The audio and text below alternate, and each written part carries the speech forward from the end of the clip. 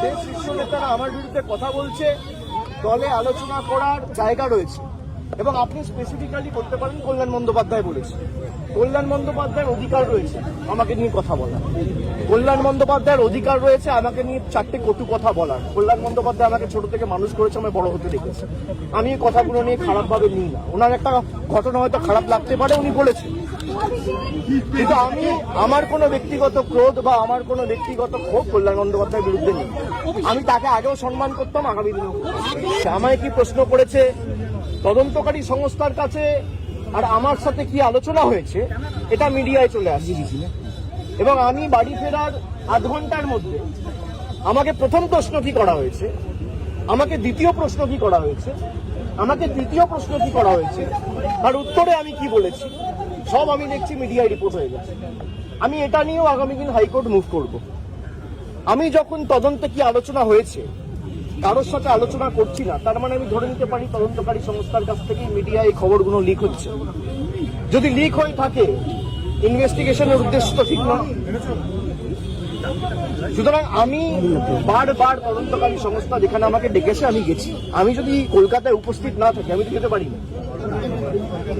আমার সামর্থ্য অনুযায়ী যেখানে যখন প্রয়োজন হয়েছে যে মামলায় ডাকুন। আর এখন সরকার পাল্টেছে, এরা বিভিন্নভাবে মামলায় আমাকে ট্যাগ করবে। আমি শুনেছি যে মামলায় আজকে আমাকে নোটিশ দিতে এসছে, আমি বলেছি 4 তারিখের পর ডিজে বাজে। আমি প্রশ্ন করতে চাই যে আমি যদি সত্যি কোনো ভুল বলে থাকি, আমি এই স্টেটমেন্টগুলো কবে করেছি? নির্বাচন চলাকালীন। নির্বাচন যখন চলছে, ল এন্ড অর্ডার, আইন শৃঙ্খলা কার আন্ডারে? ইলেকশন কমিশনের আন্ডারে।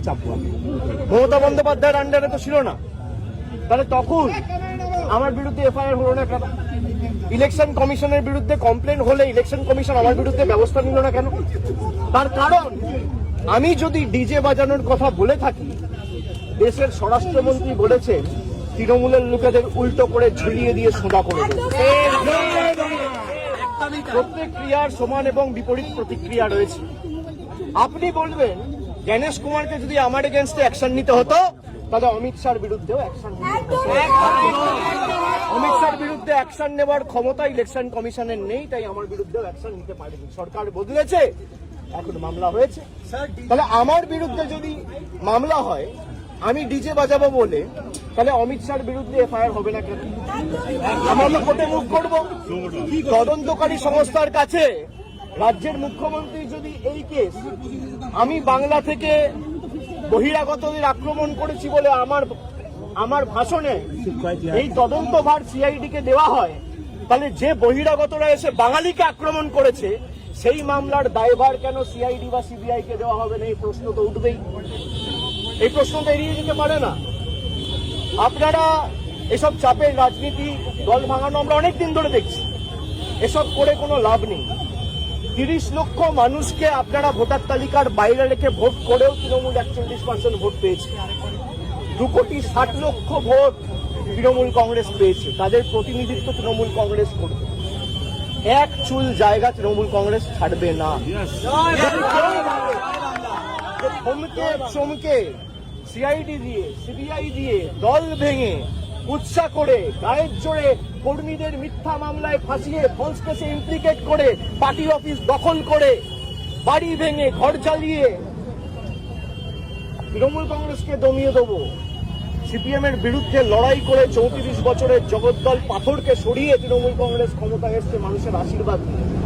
2011 সালের পরিবর্তন আর 2026-এর পরিবর্তনটা খালি একটু তুলনা করুন। মানুষের মধ্যে কোনো আবেগ নেই, স্বতঃস্ফূর্ততা নেই। 8টার পর রাস্তা শূন্য, ফাঁকা। বিজেপি বিজয় মিছিল বার করতে পারছে না। যারা বড় বড় ভাষণ দিচ্ছেন, আমি বলবো রাজনৈতিক ভাবে মোকাবিলা করুন। মানুষ যদি আপনাদের জিতিয়ে থাকে, মানুষের জন্য কাজ করুন। মানুষ বুলডোজারের জন্য ভোট দেয়নি, মানুষ কর্মসংস্থানের জন্য ভোট দিয়েছে, শান্তি শৃঙ্খলা সম্প্রীতির জন্য ভোট দিয়েছে। মানুষ উন্নয়নের স্বার্থে ভোট করুন। উন্নয়ন, দিল্লির সাথে লড়াই করে টাকা আনুন। আপনারা ভোটের আগে বলেছিলেন অন্নপূর্ণা ভান্ডার, আর ভোটের পর মানুষ দেখছে বুলডোজার। এই বিচারিতা তো চলতে পারে না। আমি মিডিয়ার বন্ধুদের বলবো, কোনো স্পেকুলেশন, কোনো আলোচনা না করে যদি কেউ ভুল তথ্য পরিবেশন করেন, আমরা কিন্তু বাধ্য হব হাইকোর্ট সুপ্রিম কোর্ট অব্দি যেতে পৌঁছাতে। আপনাদের দায়িত্ব আপনারা সঠিক তথ্যটা মানুষের কাছে উপস্থাপিত করবেন, পরিবেশন করবেন। আপনারা রটনাকে ঘটনা বানিয়ে দেখাবেন না। আমার সাথে তদন্তকারী সংস্থার কি কথা হলো, আমার সাথে অন্য কারোর কি কথা আপনি দেখিয়ে দিচ্ছেন। আমার সাথে রাহুল গান্ধীর মিটিং হয়েছে, তৃতীয় ব্যক্তি কেউ নেই, আমি আর রাহুল গান্ধী কি কথা হয়েছে আপনারা জেনে গেছেন। আমিও মিডিয়ার সাথে কথা বলবো রাহুল গান্ধী। আপনারা জানছেন কোথেকে? আপনারা আপনাদের মতো স্পেকুলেট করে যা পাচ্ছেন বলে দিচ্ছেন। আপনারা জানেন গতকাল আমি ভবানী ভবনে সিআইডি অফিসে গেছিলাম, সেখানে আমাকে প্রায় 5.5 ঘন্টা জিজ্ঞাসাবাদ করেছে তদন্তকারী সংস্থার প্রতিনিধি, এবং আমি তাদের সাথে সহযোগিতা করেছি। আমার লিগাল রাইট, আমি কোর্টে মুভ করবো। কোর্ট আমাকে 6টার মধ্যে গতকাল ভবানী ভবনে সিআইডি হেডকোয়ার্টারে সশরীরে উপস্থিত থাকার জন্য নির্দেশ দিয়েছি। আমি কমপ্লাই করে প্রায় 12-13 মিনিট আগে, 6টার আগেই কালকে ভবানী ভবনে গেছি, এবং 11:30টার কাছাকাছি ইন্টারোগেশন প্রশ্ন উত্তর পর্ব শেষ হয়, প্রায় 5.5 ঘন্টা বলেছিল, এবং আমাকে আবার সেখানে একটা নোটিশ দিয়ে আগামী 14 তারিখ অ্যাপিয়ার করার জন্য বলা হয়। আমি 14 তারিখ কলকাতায় আছি, আমি 14 তারিখ অ্যাপিয়ার করবো আবার। আমি কোনো তদন্ত এড়িয়ে যাইনি। আমাকে দিল্লিতেও তদন্তকারী সংস্থা যখন ডেকেছে আমি গেছি, কলকাতাতেও নিজাম প্যালেস হোক, এদিকে সিজিও হেডকোয়ার্টার হোক, ইডির কাছে হোক, আমি গেছি। আমি সবসময় তদন্তে সহযোগিতা করেছি, এবং আমার সমর্থন অনুযায়ী যতটুকু কেন্দ্রীয় তদন্তকারী সংস্থা বা এই মুহূর্তে দাঁড়িয়ে রাজ্যের গোয়েন্দা সংস্থা সিআইডির সাথে যেটুকু সহযোগিতা করা উচিত আমি নিশ্চিতভাবে করছি।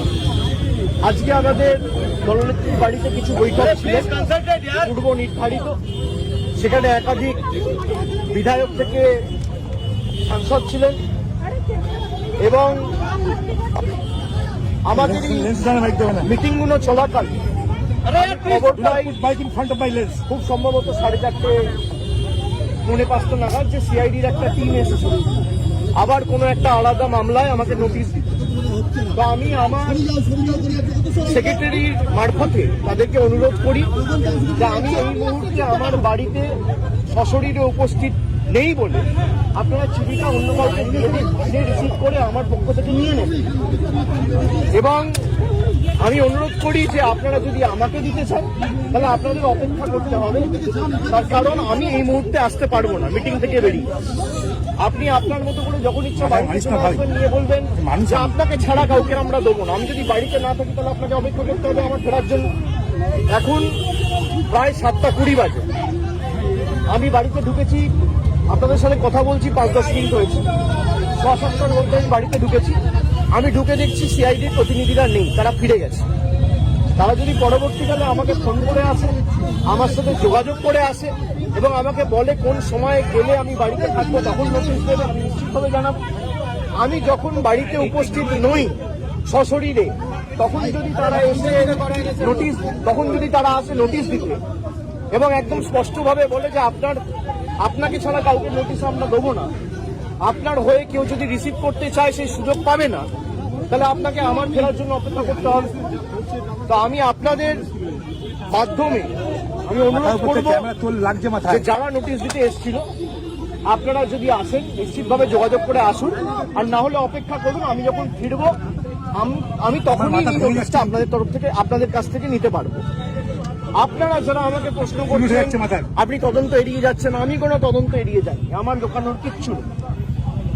আমি কেন্দ্র তদন্তকারী সংস্থার সম্মুখীন হয়েছি এখনো পর্যন্ত 8 থেকে 10 বার। যারা এতদিন ধরে তদন্ত চালাচ্ছে আমাকে যখনই ডেকেছে আমি গেছি। আমাকে সিআইডি সামান দিয়েছিল, প্রথম সামান 30 তারিখ। 30 তারিখ বিকেলে আমার উপর আক্রমণ হয়, আপনারা দেখেছেন। 48 ঘন্টা আমি বাড়ি থেকে বেরোতে পারিনি। আমি সময় চেয়েছিলাম, আমাকে 8 তারিখ ডাকা হয়েছে। 8 তারিখ আমি ছিলাম না। আমি 6 তারিখ দিল্লির উদ্দেশ্যে রওনা দিয়েছিলাম, ইন্ডিয়া জোটের মিটিং ছিল। 8 তারিখ তারা জানে যখন আমি দিল্লিতে, তখন 8 তারিখ বিকেলে নোটিশ দিয়ে বলা হচ্ছে 9 তারিখে আসুন। 9 তারিখেও আমার বৈঠক ছিল।